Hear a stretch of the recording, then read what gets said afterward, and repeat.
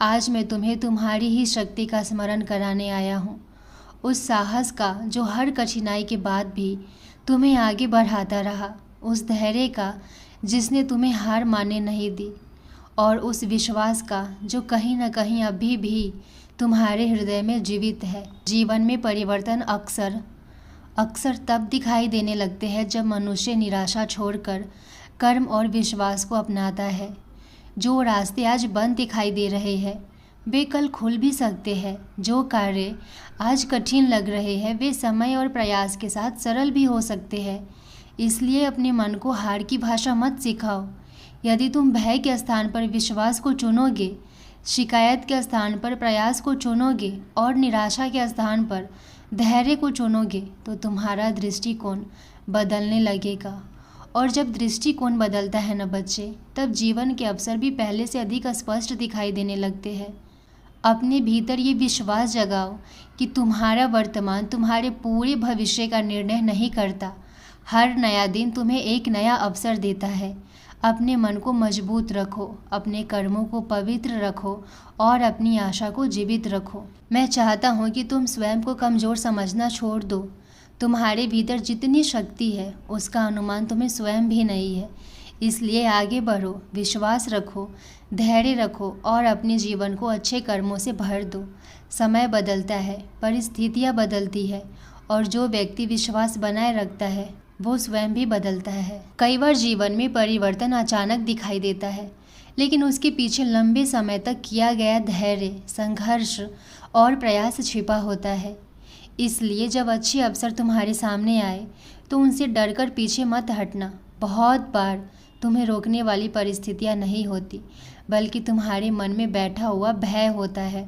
मैं देखता हूँ कि कई बार तुम स्वयं की तुलना दूसरों से करने लगते हो। किसी की सफलता देखकर तुम्हें लगता है कि तुम उससे कम हो, तुम्हारे पास उतनी क्षमता नहीं है या तुम उतने योग्य नहीं हो। लेकिन ये विचार सत्य नहीं है। प्रत्येक व्यक्ति का मार्ग अलग है, उसकी गति अलग है और उसकी सीख भी अलग है। इसलिए स्वयं को किसी और के तराजू में मत तोलो। आज मैं तुम्हें 3 बातें याद दिलाना चाहता हूँ। पहली बात, अपने भय को अपने निर्णयों का मालिक मत बनने दो। सावधानी अच्छी है, लेकिन डर के कारण अवसर छोड़ देना तुम्हें आगे बढ़ने से रोक सकता है।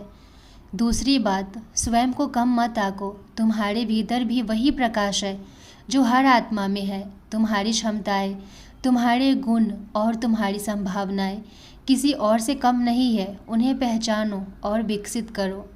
तीसरी बात, हर समय संदेह में मत जियो।